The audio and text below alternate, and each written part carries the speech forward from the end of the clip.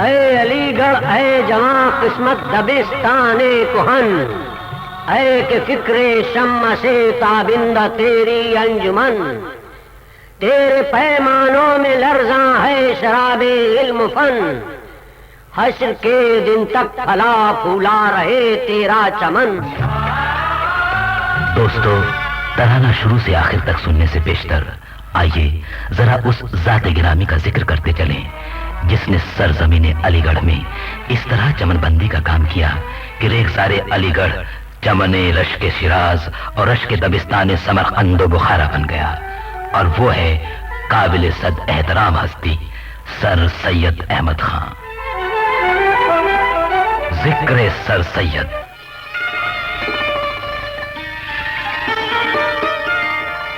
سر سید احمد خان 17 اکتوبر 1817 کو دلی میں ایک ایسے خاندان میں پیدا ہوئے جو اپنی شرافت اور علم و فضل کے لحاظ سے ممتاز تھا۔ سر سید کی تعلیم اس زمانے کے دستور کے مطابق گھر پر ہوئی۔ پہلے فارسی، عربی، ریاضی اور طب کا مطالعہ کیا، پھر مشہور علماء سے حدیث و قرآن اور فقہ کے درس حاصل کیے۔ اگرچہ ان کے آباء و اجداد دہلی کے مغلیہ دربار میں ممتاز عہدوں پر فائز تھے، لیکن سر سید نے دربار کے اعلیٰ عہدوں پر قانون کا مطالعہ کر کے اور منصفی کا امتحان پاس کر کے ملازمت کو ترجیح دی۔ 1841 میں سر سید منصف مقرر ہوئے، وہیں انہیں دلی کی تاریخی عمارتوں کا تذکرہ لکھنے کا خیال پیدا ہوا، اور بالآخر بڑی محنت اور عرق ریزی کے بعد 1847 میں آثار السنادید شائع کی۔ یہ ان کا بڑا علمی اور تحقیقی کام تھا۔ 1857 میں انگریزوں کے خلاف بغاوت پھوٹ پڑی۔ اس وقت سر سید احمد خان یو پی کے ضلع بجنور میں صدر امین کے عہدے پر فائز تھے۔ انہوں نے وہاں امن و امان قائم کرنے کی کوشش کی مگر کامیاب نہ ہو سکے۔ انقلابیوں نے ان کو بھی مار ڈالنے کی دھمکی دی۔ بالآخر سر سید احمد خان بھاگ کر دہلی پہنچے۔ ان کے قریبی عزیز وحید الدین خان اور ہاشم علی خان مارے جا چکے تھے۔ ان کی والدہ ملازمہ کے ساتھ گھر کے تہخانے میں بند تھیں۔ 3 دن سے پانی کی ایک بوند بھی میسر نہیں ہوئی تھی۔ سر سید احمد خان نے دہلی پہنچ کر والدہ کو میرٹھ پہنچایا اور پھر بجنور واپس آ گئے۔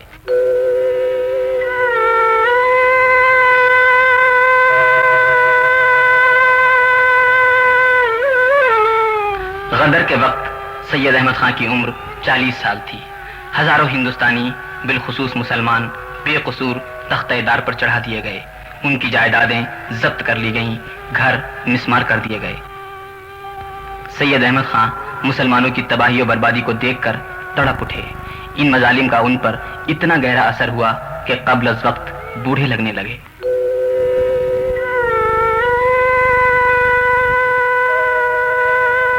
غدر کے بعد نہ مجھ کو اپنا گھر لٹنے کا غم تھا، نہ مال و اسباب کے تلف ہونے کا۔ جو کچھ رنج تھا تو بس اپنی قوم کی بربادی کا۔ تباہی کے وہ مناظر دیکھے کہ جن کے اثر نے 40 سالہ سید احمد کو 60 سال کا بوڑھا بنا دیا، بال سفید ہو گئے۔ فیصلہ کیا تھا کہ ملک چھوڑ کر کہیں باہر چلا جاؤں گا، لیکن ضمیر نے گوارا نہیں کیا۔ قوم تباہ ہو اور تو باہر جائے یا گوشہ نشین ہو جائے۔ اب تو فیصلہ کیا ہے، جینا بھی اسی بدحال قوم کے ساتھ ہوگا اور مرنا بھی اسی کے ساتھ۔ غدر کے زمانے میں جب انگریزی حکومت کی طرف سے اظہار خیال پر تالے پڑے ہوئے تھے، سر سید احمد خان نے غدر اور فسادات کی ذمہ داری حکومت کی بعض خرابیوں اور مذہبی مداخلت پر رکھی۔ اسباب بغاوت ہند کتاب نہ صرف ان کی جرت و ہمت کا ثبوت ہے بلکہ ان کی بصیرت اور سوجھ بوجھ کی روشن دلیل بھی ہے۔ سر سید نے مسلمانوں میں سائنسی مزاج پیدا کرنے اور جدید تعلیم سے روح شناس کرانے کے لیے 1864 میں سائنٹیفک سوسائٹی اور پورے ملک میں تعلیمی ادارے قائم کرنے کے لیے 1884 میں مسلم ایجوکیشنل کانفرنس کی داغ بیل ڈالی۔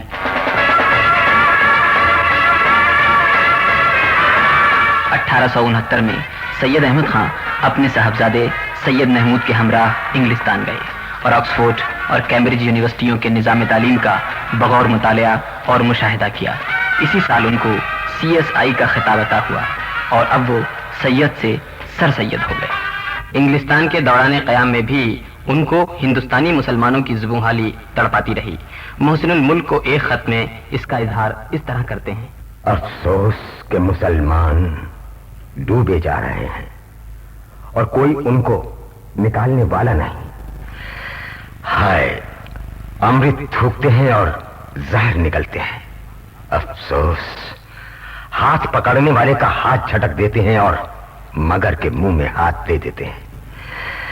اے بھائی مہدی، کچھ فکر کرو اور یقین جان لو کہ مسلمانوں کے ہونٹوں تک پانی آ گیا ہے اور اب ڈوبنے میں بہت کم فاصلہ ہے۔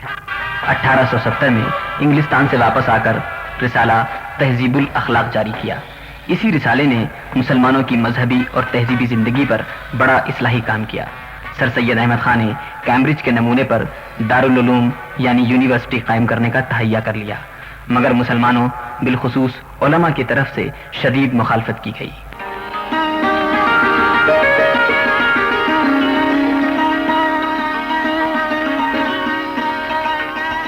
کانپور کے مولوی امداد علی نے ہندوستان کے عالموں سے کفر کے فتوے حاصل کیے، لیکن ڈپٹی کلکٹر مولوی علی بخش تو ایک قدم اور آگے بڑھ گئے۔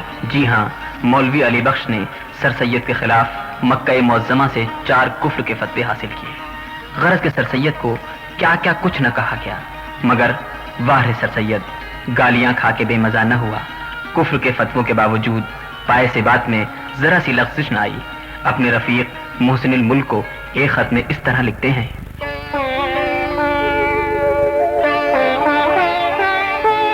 مجھے یقین ہے میری زندگی میں عام مسلمانوں کی گالیوں اور نفرت سے مجھ کو نجات نہیں ملے گی۔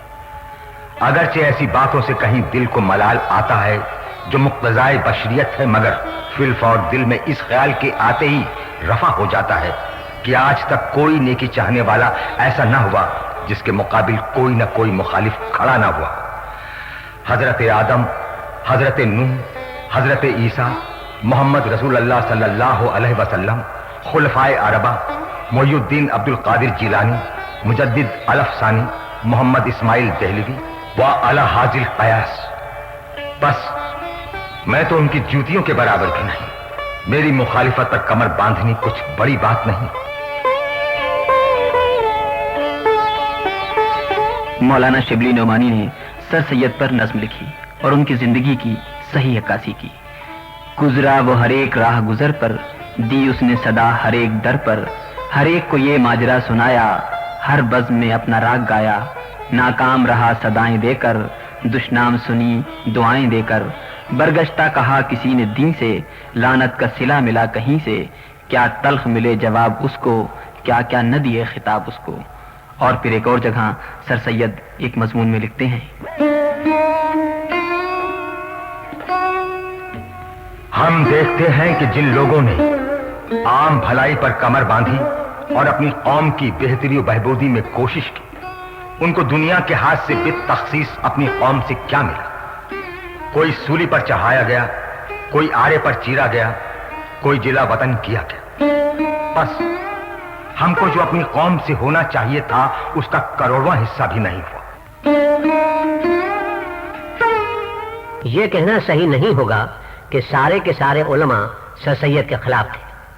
مخلص کارکنوں اور رفیقوں میں جہاں ایک طرف نواب محسن الملک، وقار الملک، راجہ جے کشن داس اور سید محمود تھے، تو ساتھ میں خواجہ الطاف حسین حالی، مولانا شبلی نعمانی، مولوی سمیع اللہ خان، مولوی ذکا اللہ، مولوی فراغ علی، مولوی مشتاق حسین، مولوی زین العابدین اور مولانا ڈپٹی نذیر احمد جیسے پائے کے عالم بھی شریک کارواں تھے۔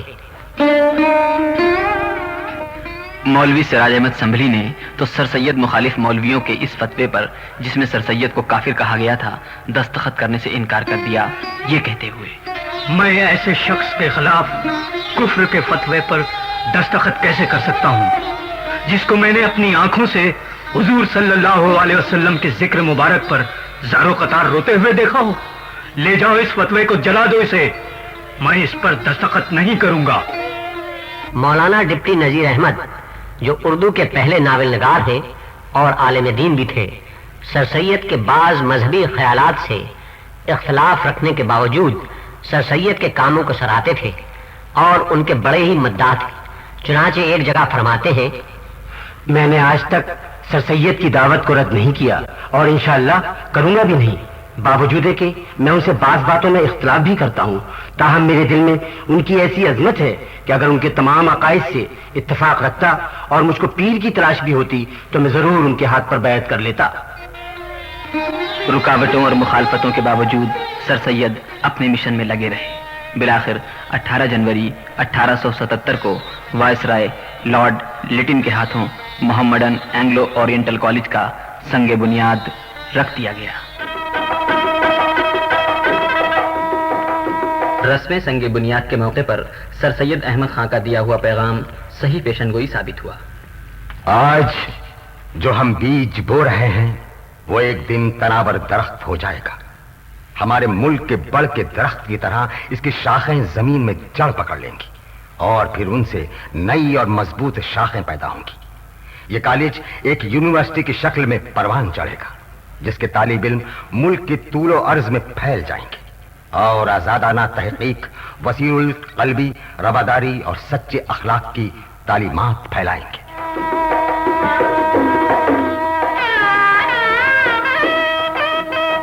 کالج کی بنیاد تو ڈال دی گئی، لیکن اب فکر ہوئی کالج اور ہاسٹل کی عمارتوں کے لیے روپے کی فراہمی۔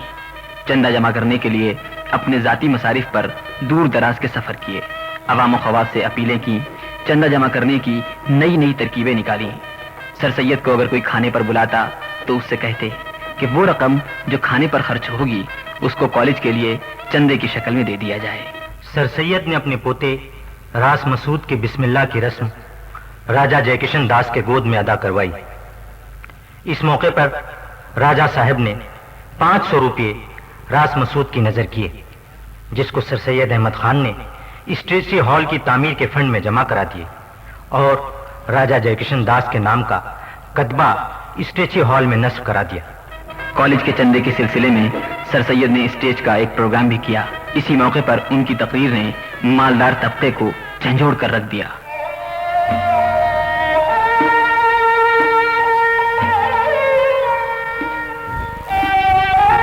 اے رئیسوں اور دولت مندوں، تم اپنی دولت و حشمت پر مغرور ہو کر یہ مت سمجھو کہ قوم کی بری حالت ہے اور ہمارے لیے دولت و حشمت ہی سب کچھ۔ یہی ان لوگوں کا خیال تھا جو تم سے پہلے تھے، مگر اب انہی کے بچوں کی یہ نوبت ہے کہ جس کے لیے ہم آج اسٹیج پر کھڑے ہیں۔ اے صاحبو، میں نے کوئی ایسا پہلو نہیں چھوڑا جس سے قوم کے غریب بچوں کے اخراجات تعلیم میں مدد پہنچے، مگر افسوس کامیابی نہ ہوئی۔ خود لوگوں سے بھیک مانگی مگر قلیل ملی، والنٹیئر بنانا چاہے مگر کم بنے، اور جو بنے ان سے کچھ بن نہ آئی۔ بس میں اسٹیج پر اس لیے آیا ہوں کہ بچوں کی تعلیم کے لیے کچھ کر سکوں۔ دوستو، افسوس کی بات ہے کہ تم اپنے بیٹے کی بسم اللہ میں ہزاروں روپے خرچ کر دیتے ہو اس خوشی میں کہ ہمارا بیٹا پڑھنا شروع کرنے کے لائق ہو، مگر اس جگہ کو بنانے اور قائم کرنے کی فکر نہیں کرتے جہاں وہ پڑھے اور تمہاری اس خوشی کو جو قبل از وقوع تم نے اس کو فرض کر لیا ہے پورا کرے۔ کچھ لوگ سر سید احمد خان کو فرقہ پرست اور ہندوستانی قومیت کا مخالف کہتے ہیں، اور یہ اس بنا پر کہ انہوں نے 100 سال پہلے مسلمانوں کو انڈین نیشنل کانگریس سے جو اسی وقت قائم ہوئی تھی علیحدہ رہنے کا مشورہ دیا تھا، لیکن حقیقت اس کے برخلاف ہے۔ آچاریہ نریندر دیو اور کے ایم پانیکر نے نہایت پرزور الفاظ میں لکھا ہے کہ سر سید احمد خان محب وطن اور ہندو مسلم اتحاد کے بڑے حامیوں میں سے تھے۔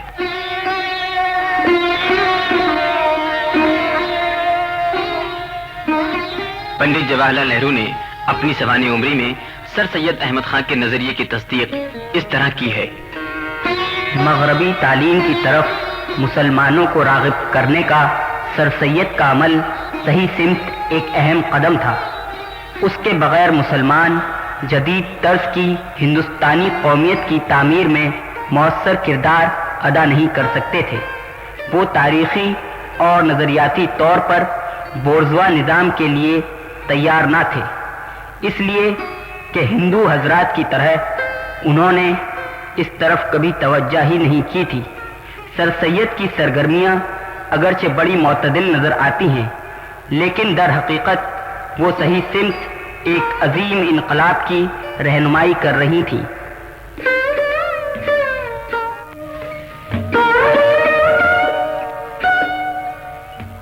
ہندو مسلم اتحاد اور یکجہتی کے سلسلے میں سر سید احمد خان نے 7 اپریل 1887 کے علی گڑھ گزٹ میں لکھا ہے، یہ ہماری خواہش ہے کہ ہندو مسلمانوں میں اس قسم کی دوستی و محبت اور برادری روز بروز بڑھتی جائے اور سوشل حالت میں ایسی ترقی ہو کہ مسلمان بجز مسجدوں اور ہندو بجز مندروں کے پہچانے نہ جائیں۔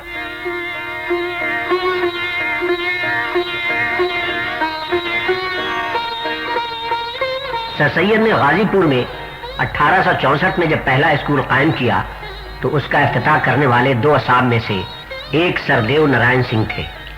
کالج کے پہلے گریجویٹ بابو ایشوری پرساد تھے۔ کالج کا پہلا MA کرنے والا طالب علم غیر مسلم تھا۔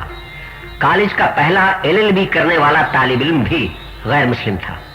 کالج کے پروفیسروں میں 2 پروفیسر غیر مسلم تھے، یعنی جادو چندر چکرورتی میتھمیٹکس کے اور پنڈت شیو شنکر سنسکرت کے۔ MAO کالج کے قیام یعنی 1877 ہی سے یونیورسٹی میں سنسکرت کا شعبہ آج تک قائم ہے۔ مسلم اور غیر مسلم طلباء کا تناسب شروع ہی سے 70% اور 30% رہا ہے۔ علی گڑھ کو یہ امتیاز حاصل رہا ہے کہ کھانے کی ٹیبل پر ہندو، مسلمان، سکھ، عیسائی یعنی سب مذاہب کے طلباء ایک ساتھ کھانا کھاتے ہیں۔ ہندو مسلم اتحاد و یکجہتی کے سلسلے میں سر سید احمد خان کی وہ تقریر جو انہوں نے 1883 میں پٹنے میں کی تھی، سنہرے حروف میں لکھے جانے کی مستحق ہے۔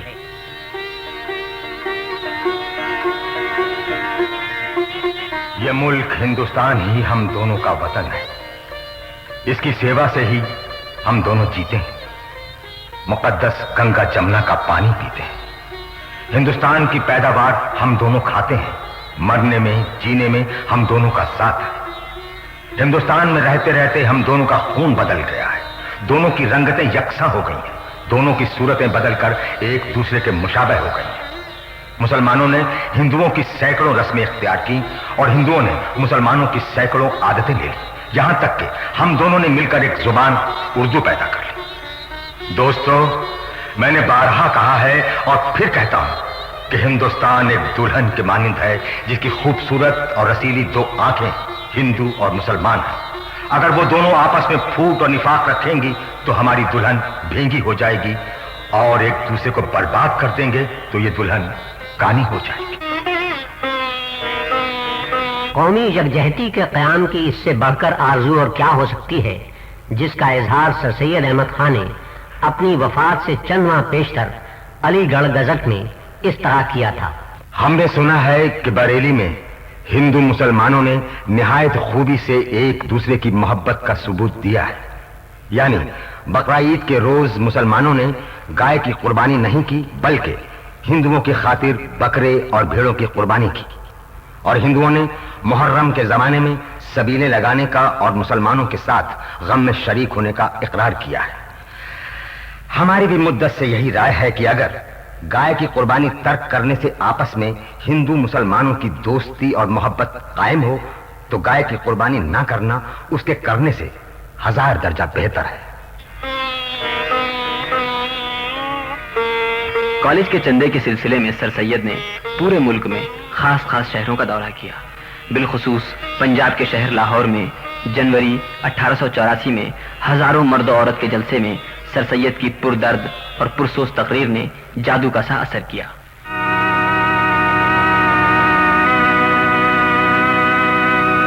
برادران اور بزرگان پنجاب، مجھ ناچیز فقیر کا نام تو آپ نے سنا ہوگا۔ مان لیجئے کہ میں ایک بد عقیدہ کافر گردن مروڑی مرغی کھانے والا کرسچان ہوں، اور اس طرح نہ جانے کتنے فتوے علماء دین نے اس حقیر کو دے ڈالے۔ میں کہتا ہوں میں سب کچھ صحیح، لیکن ذرا سوچیں، جب آپ اپنا مکان بناتے ہیں جس میں آپ آرام سے رہتے ہیں، آپ کے بچے پرورش پاتے ہیں، اس کی تعمیر میں چوڑے، چمار، کلی، بدعقیدہ، بت پرست سب مزدوری کرتے ہیں، مگر نہ کبھی آپ اپنے گھر کو مسمار کرتے ہیں اور نہ ہی مسجد ڈھاتے ہیں۔ بس مجھ کو بھی اس دارالعلوم یا کالج کے قائم کرنے میں کلی چمار کی مانند تصور کر لیجیے، اور اس وجہ سے کہ اس کا بنانے والا ایک چوڑا، چمار اور بدعقیدہ آدمی ہے۔ للہ اپنے گھر کو مسمار مت کیجیے، خدا کے واسطے اپنے بچوں کے خوشحالی، باعزت مستقبل اور ان کی خوشی کے لیے اس گھر کو مت ڈھائیے اور اس فقیر کی جھولی بھر دیجیے، اس فقیر کی جھولی بھر دیجیے۔ سید احمد خان بالکل صحیح کہتے ہیں، یہ کالج ضرور بننا چاہیے، یہ کالج ضرور بنے گا، یہ میری بیوی کا پیپر لے لیجیے، یہ سب کچھ لے لیجیے، ہم آپ کے ساتھ ہیں، یہ گھر ضرور بنے گا، یہ ضرور بنا چاہیے انشاءاللہ، آمین۔ سر سید کی اس پردرد تقریر نے پورے مجمع پر رقت طاری کر دی۔ لوگوں نے اپنی جیبیں خالی کر دیں، عورتوں نے اپنے زیور اتار اتار کر سر سید کی جھولی بھر دی۔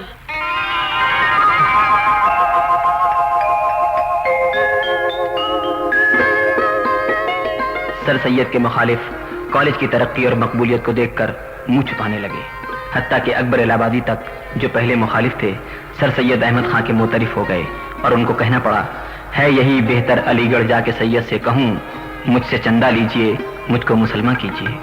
مخالفوں کی سب طرح کی تہمتوں اور دشنام ترازیوں اور فتووں کے باوجود کاروان سر سید آگے ہی آگے بڑھتا گیا۔ سر سید نے اپنی زندگی میں ہی کالج کو پھلتے پھولتے اور پروان چڑھتے دیکھ لیا، لیکن مکمل خواب یعنی کالج کو یونیورسٹی بنانے کا ابھی پورا نہیں ہوا تھا۔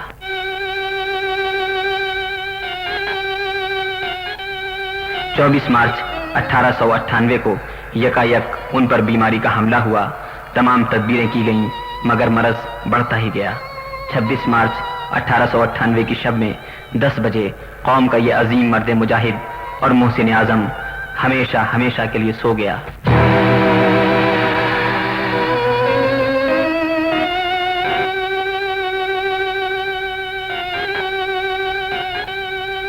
ان للہ و انا الیہ راجعون۔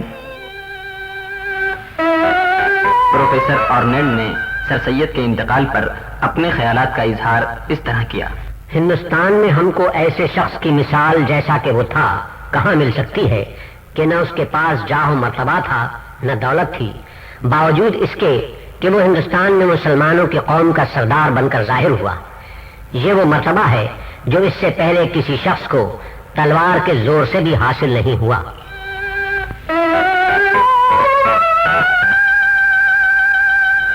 اکبر الہ آبادی نے ان کی موت پر اس طرح خراج عقیدت پیش کیا، بے علم و بے ہنر ہے جو دنیا میں کوئی قوم، نیچر کا اقتضا ہے رہے بن کے وہ غلام، سید کے دل پہ نقش ہوا اس خیال کا، ڈالی بنائے مدرسہ لے کر خدا کا نام، صدمے اٹھائے رنج سہے گالیاں سنی لیکن نہ چھوڑا قوم کے خادم نے اپنا کام۔ سر سید احمد خان کے انتقال کے 22 سال بعد یعنی 1920 میں ان کا دیرینہ خواب پورا ہوا، یعنی محمدن اینگلو اورینٹل کالج علی گڑھ مسلم یونیورسٹی بن گیا۔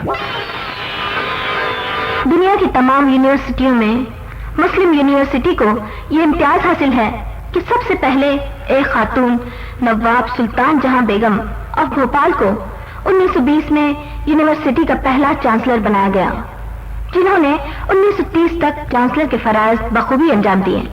سر راس مسعود نے اپنے دوری وائس چانسلرشپ میں زولوجی، کیمسٹری اور باٹنی کی لیبورٹریز تیار کرائیں۔ سر ضیاء الدین نے سائنس اور ٹیکنالوجی کی تعلیم کا منصوبہ بنایا، میڈیکل کالج قائم کرنے کی مہم چلائی اور 50 لاکھ روپے چندہ جمع کیا۔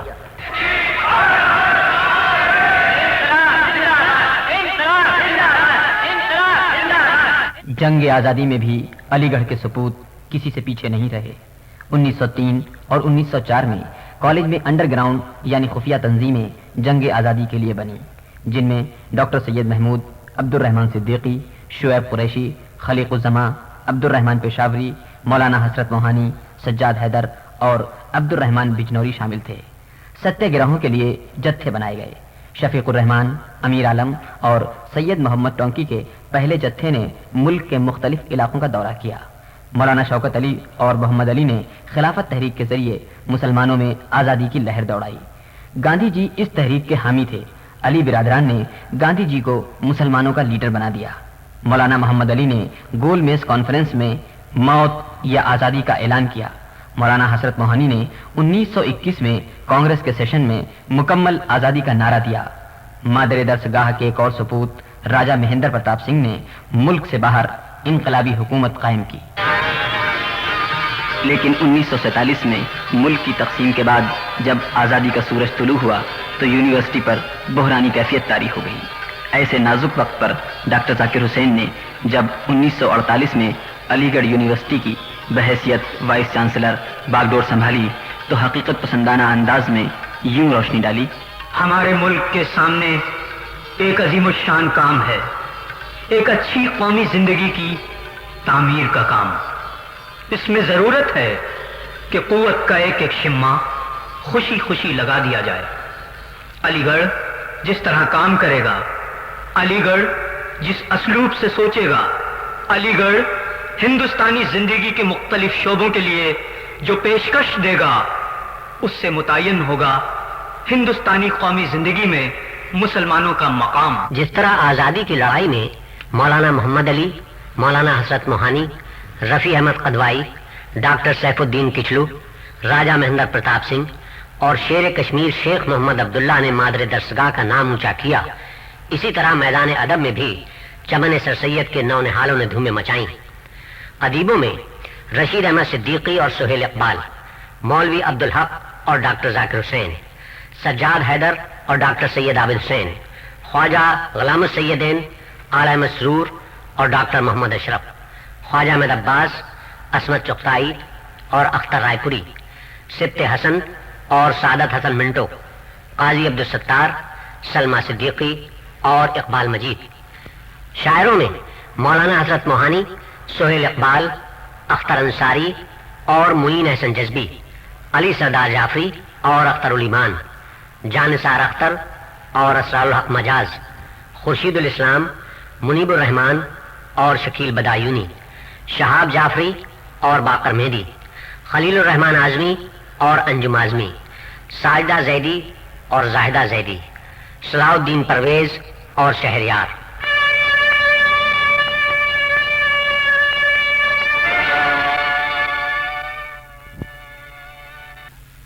کھیل کے میدان میں بھی علی گڑھ کے کھلنڈروں نے اپنا سکہ جمایا۔ کرکٹ میں لالا مرنات اور مشتاق علی، ہاکی میں شکور، انعام الرحمان، گووندا، علی سعید، گرسیوک سنگھ، سید علی اور ظفر اقبال۔ ٹینس میں غوث محمد مرحوم پہلے ہندوستانی کھلاڑی تھے جو 1946 میں ومبلڈن کے کوارٹر فائنل تک پہنچے تھے۔ 1971 اور 1975 کے درمیان انٹر ورسٹی ٹینس مقابلے میں 2 سال تک مسلسل کیپٹن محمد زرار کی قیادت میں ارشاد غوث، عادل غوث اور طاہر علی نے چیمپئن شپ حاصل کی۔ سائنس کے میدان میں مادر درسگاہ کے ایک اور سپوت ڈاکٹر ظہور قاسم نے انٹارکٹیکا پر پہلی مرتبہ پرچم ہند لہرا کر اپنا لوہا منوایا۔ ڈاکٹر عبید صدیقی کو بحیثیت سائنٹسٹ قومی انعام سے نوازا گیا۔ نیشنل انسٹیٹیوٹ آف اوشینوگرافی کے ڈائریکٹر ڈاکٹر ایچ صدیقی کو سائنس کا بھٹناگر انعام دیا گیا۔ ڈاکٹر وسیم صدیقی نے ملیریا ویکسین پر ریسرچ کے ذریعے اور ڈاکٹر عشرت عثمانی نے ایٹامک انرجی سائنٹسٹ کی حیثیت سے بین الاقوامی شہرت حاصل کی۔ فلمی دنیا میں بھی یہاں کے ہدایت کاروں اور فنکاروں نے اپنے فن کی داد حاصل کی۔ بحیثیت فلم ڈائریکٹر شاہد لطیف اور خواجہ احمد عباس، تنویر احمد اور مظفر علی۔ فلمی کہانی اور مکالمہ نگاری میں جاوید اختر اور راہی معصوم رضا۔ بحیثیت کیمرہ مین ایشان آریہ اور Nadeem Khan. Playback singer Talat Mahmood.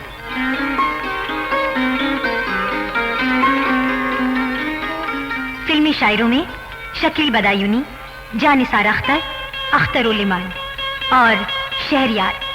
Acting کے میدان میں رحمان، سعید جعفری، خورشید، تبسم، نصیر الدین شاہ، اکبر رشید اور خان اشتیاق کے نام لیے جا سکتے ہیں۔ زندہ دلانے علی گڑھ میں نصف صدی بیت جانے کے باوجود مسعود ٹامی کی ذہانت آمیز ایکٹیویٹیز کو یاد رکھا ہے. بالخصوص عثمانیہ ہاسٹل کی چھت پر اونٹ چڑھا دینے کا کارنامہ ایک روشن یاد کی طرح سینہ بسینہ محفوظ چلا آ رہا ہے. اس کے علاوہ منن خان اور استاد چھوارا کی یادیں بھی ابھی تک محفوظ ہیں. سر سید احمد خان نے لڑکوں کی تعلیم کا انتظام تو کیا، لیکن لڑکیوں کی تعلیم کا انتظام نہ کر سکیں.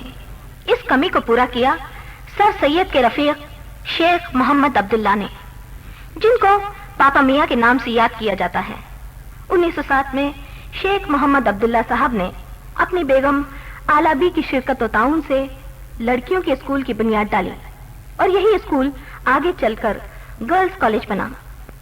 اسی گرلز کالج کی دین ہے یہ ممتاز شخصیتیں ڈاکٹر رشید جہاں، ممتاز جہاں حیدر، عصمت چغتائی، سشیلا ٹنڈن، بیگم عابدہ فخر الدین علی احمد، سلمہ صدیقی، آسام کے سابق وزیر اعلیٰ بیگم انورا تیمور اور مرکزی حکومت میں کابینائی وزیر بیگم محسنہ کدوائی. صحافت یا جرنلزم کے میدان میں بھی فرزندان علی گڑھ نے اپنے زور قلم کے جوہر دکھائے. ممتاز قدیم و جدید صحافیوں میں سر فہرست نام یہ ہے: مولانا محمد علی، مولانا ظفر علی خان، مولانا حسرت موہانی، قاضی Abdul Ghaffar, Maulana Abdul Majid Daryabadi, Khwaja Ahmad Abbas Blitz, Syed Ayub Current Weekly, Haroon Rashid Urdu Blitz, اور فوق کریمی جو پچھلے 28 سال سے علی گڑھ سے ترجمان کی ترجمانی کر رہے ہیں. یونیورسٹی کے مقبول و ممتاز اساتذہ میں پروفیسر حبیب، پروفیسر بابر مرزا، پروفیسر ہادی حسن، پروفیسر شیخ عبدالرشید اور پروفیسر طاہر رضوی کے نام آج بھی لوگوں کی زبان پر ہیں. موجودہ ملکی سیاست میں ایم ایل اے سے لے کر پارلیمنٹ کے ممبر بھی ہیں. ریاستی اور مرکزی حکومت میں وزارت اور غیر ممالک میں سفارت کے اعلیٰ عہدوں پر بھی علیگ فائز ہیں. یونیورسٹی کے موجودہ چانسلر اخلاق الرحمان قدوائی بہار کے گورنر رہ چکے ہیں. بہار اور یو پی کے سابق گورنر اکبر علی خان آج بھی اپنے دور طالب علمی کو یاد کرتے ہیں. عارف محمد خان مرکزی حکومت میں وزیر اور ڈاکٹر نور الحسن سوویت یونین میں سفیر رہ چکے ہیں. یونیورسٹی کے سابق ممتاز و مقبول استاد پروفیسر منیس رضا دہلی یونیورسٹی کے وائس چانسلر ہیں. ڈاکٹر رئیس احمد یونیورسٹی گرانٹس کمیشن کے وائس چیئرمین رہ چکے ہیں. میرٹھ شہر کے مقبول و مشہور سوشل ورکر اور پدم شری حکیم سیف الدین احمد صاحب موجودہ صدر جمہوریہ ذیل سنگھ کے سرکاری طور پر اعزازی فزیشین ہیں. اس سے پہلے وہ فخر الدین علی احمد اور نیلم سنجیوا ریڈی کے بھی اعزازی فزیشین مقرر کیے گئے تھے. شریمتی اندرا گاندھی کے دور حکومت میں یو این او میں ڈیپوٹی پرماننٹ ریپرزینٹیٹو کی پوسٹ پر پہنچنے والا بھی ایک علیگ ہی تھا، یعنی مرحوم سعد محمود ہاشمی. اور ڈاکٹر ذاکر حسین کا نام بحیثیت صدر جمہوریہ ہند کس نے نہ سنا ہوگا.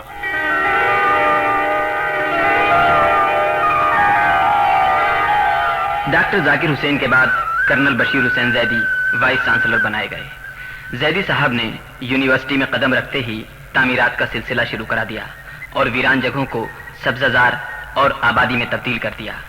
زیدی صاحب کو علی گڑھ والے علی گڑھ کا شاہجہاں کہہ کر آج بھی یاد کرتے ہیں. زیدی صاحب کے بعد بالترتیب جو اصحاب وائس چانسلر ہوئے ان کے نام نامی اس میں گرامی یہ ہیں: بدر الدین طیب جی، علی یاور جنگ، ڈاکٹر عبدالعلیم، ڈاکٹر ایم اے خسرو اور سید حامد صاحب. اس وقت جو وائس چانسلر ہیں وہ ہیں جناب سید ہاشم علی صاحب.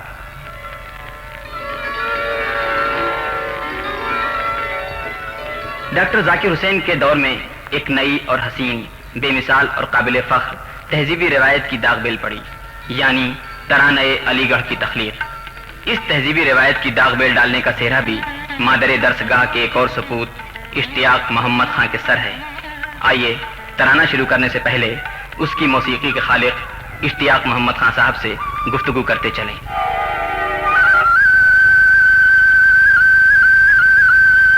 ذکر آمد بہار ترانہ.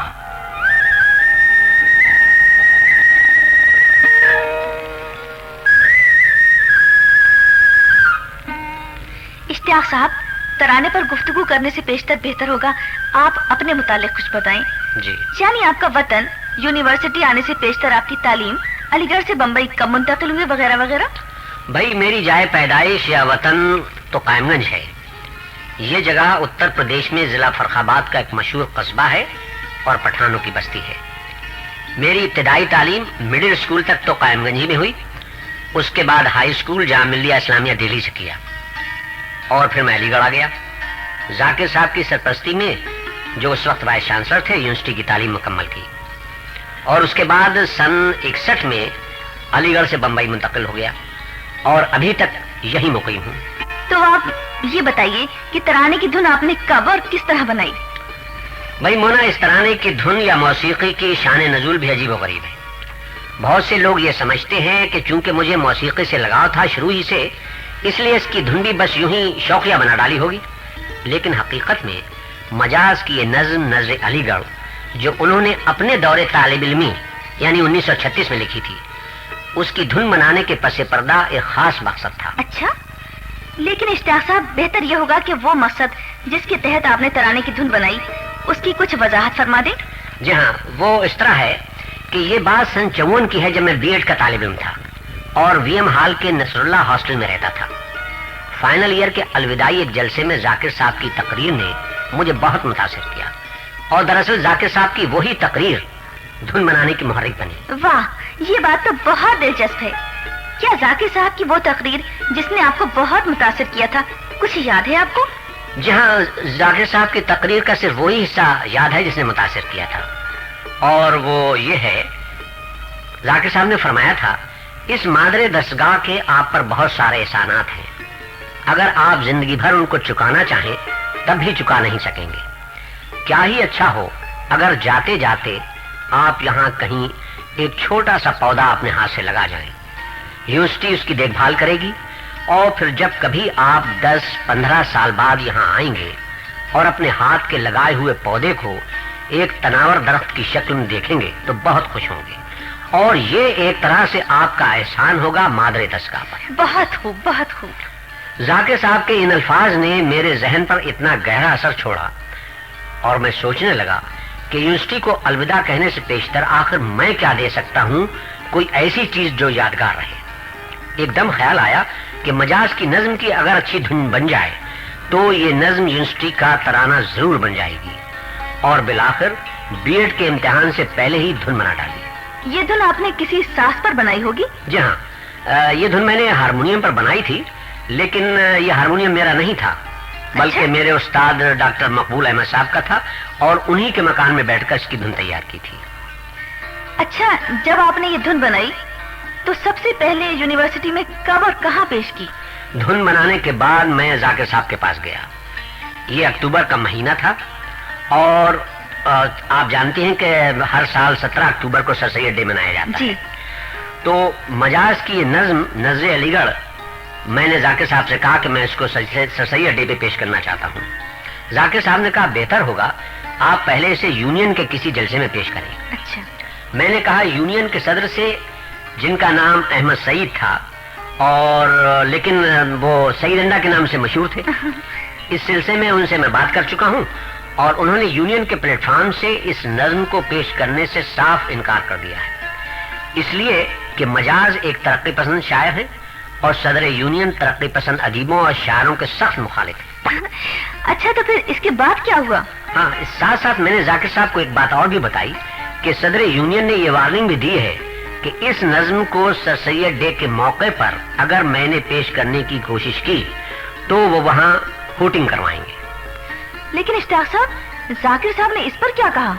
जाकिर साहब ने मेरी बातों को बहुत गौर से सुना और कदरे चंद लम्हे खामोश रहे, फिर मेरे कांधे पर हाथ रखते हुए फरमाया, ठीक है, तो अब आप इस नज्म को सर सैयद डे के जलसे ही में पेश करेंगे, इसलिए कि जलसा यूनिवर्सिटी का है। तो फिर आपने सर सैयद डे के जलसे में इस नज्म को पेश किया? जी हाँ, पेश किया और ये नज्म 17 अक्टूबर सन 54 को पहली मर्तबा स्टेजी हॉल में पेश की गई। मुझे मोना आज तक 31 साल पहले का वो मंजर अभी तक याद है जब तराने का आखिरी बंद बरसेगा बरसेगा बरसेगा पर खत्म हुआ तो بس مت پوچھیے کیا عالم تھا.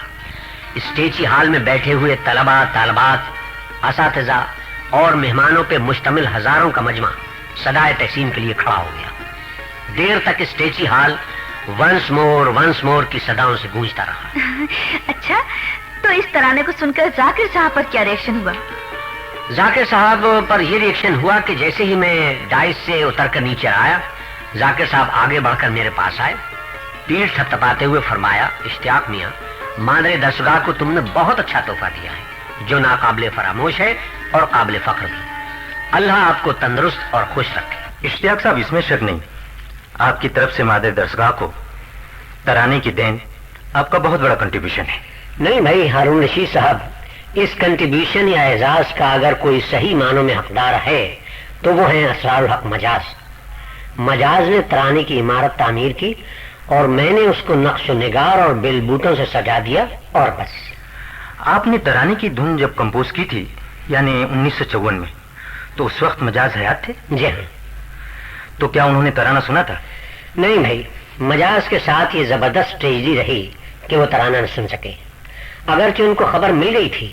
اور سن 55 میں لکھنؤ میں جو اردو کانفرنس ہوئی تھی جی، اس موقع پر انہوں نے سرور صاحب سے کہا تھا کہ اسٹوڈینٹس یونین کے مشاعرے میں وہ علی گڑھ آ رہے ہیں اور ترانہ ضرور سنیں گے. لیکن افسوس، موت نے مجاز کو مشاعرے کے انعقاد سے 2 ہفتہ پیشتری اٹھا لیا اور اس طرح وہ علی گڑھ نہ آ سکے اور ترانہ نہ سن سکے. اور یہ بات قابل یادگار ہے کہ یونین کے اس مشاعرے کا افتتاح ترانے سے ہوا تھا.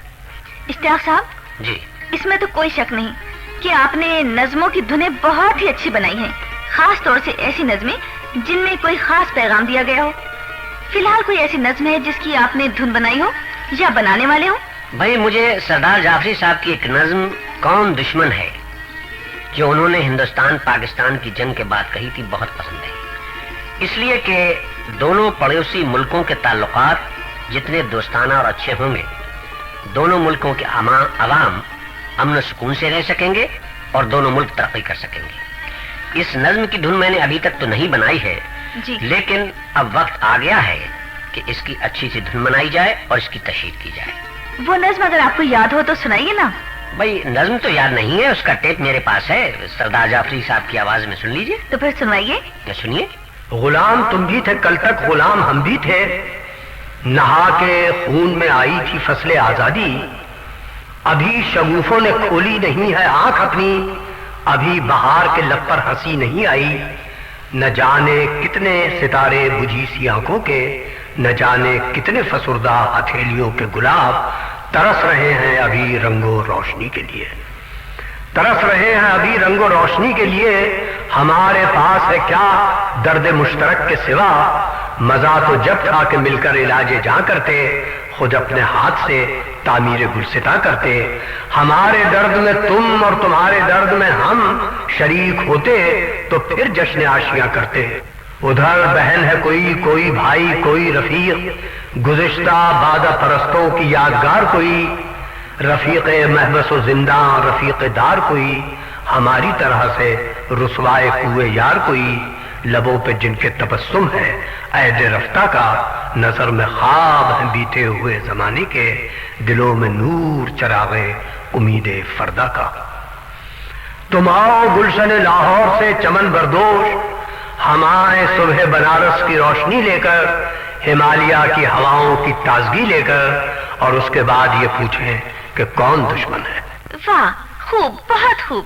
واقعی آپ کا انتخاب قابل داد ہے. اشتیاق صاحب جی، اب آخر میں آپ سے ایک سوال اور پوچھوں گی. ضرور پوچھیے. کیونکہ میں خود بھی علی گڑھ یونیورسٹی کی اسٹوڈنٹ رہ چکی ہوں، اس لیے میں آپ سے پوچھنا چاہتی ہوں کہ کیا آپ کے پاس علی گڑھ کی طلبہ اور طالبات اور آنے والی نسلوں کے لیے بحیثیت اولڈ بوائے کوئی خاص پیغام ہے؟ جی ہاں، میں علی گڑھ کے طلبہ اور طالبات سے ایک بات ضرور کہنا چاہوں گا. جی. اور وہ یہ کہ کیا ہی اچھا ہو کہ آنے والی نسلیں بھی اپنی استعداد اور صلاحیت کے لحاظ سے چمن سر سید میں اس کی رونق و رنگا رنگی میں اضافہ کرنے کی خاطر پودے لگانے کی رسم کو اگر برقرار رکھے تو اس طرح گویا مادر دستگاہ کے احسانات چکانے کا حق ادا کر سکیں گے. سچ، آپ کا یہ پیغام واقعی دلوں کو چھو لینے والا ہے. बहुत बहुत शुक्रिया। आपका भी बहुत बहुत शुक्रिया।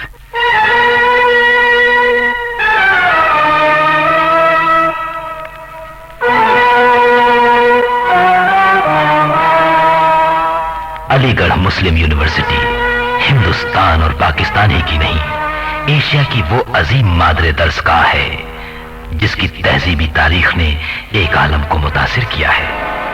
इस असर को कुव्वतो तवानाई बख्शी है उसके खुसूसी निशान इम्तियाज तरानाए दर्सगाह ने। यह तराना अपनी मिसाल आप है। यूनिवर्सिटी के तलबा और तालबात के लिए यह तराना सरमाए जां और मताए इफ्तिखार है। यह तराना रोशनी का ऐसा हाला है जिसके हिसार में जिंदगी सजाने और संवारने के साथ मुल्क और कौम की तामीर के ख्वाब भी पोशीदा हैं। तराने की मौसीकी में भी इतनी कशिश, जाज़बियत और जानवाज महक है कि उसकी धुन पर अपने ही नहीं बेगाने भी सर धुनने लगते हैं। तराने की मौसीकी अल्फाज से हम आहंग होकर नरमराव नदी की तरह धीमे धीमे आगे बढ़ती है और कड़कते गरजते बादलों की घन गरज के साथ क्लाइमेक्स पर पहुंचकर बिजली की मानिंद दिलों पर टूट पड़ती है। जिस्म की हिद्दत और हरारत और दिलों की धड़कन को तेज तर कर देती है। रूह नया हौसला, नया जोश और नई ताजगी अता करती है। मौसीकी का जादू हो तो ऐसा हो। इस तराने को जावेदा बनाने का सेहरा मादरे दर्सगाह के 2 सुपूतों के सर है और वो 2 सुपूत हैं मजाज और इश्तियाक। तो अब पेश खिदमत है तरानाए अलीगढ़।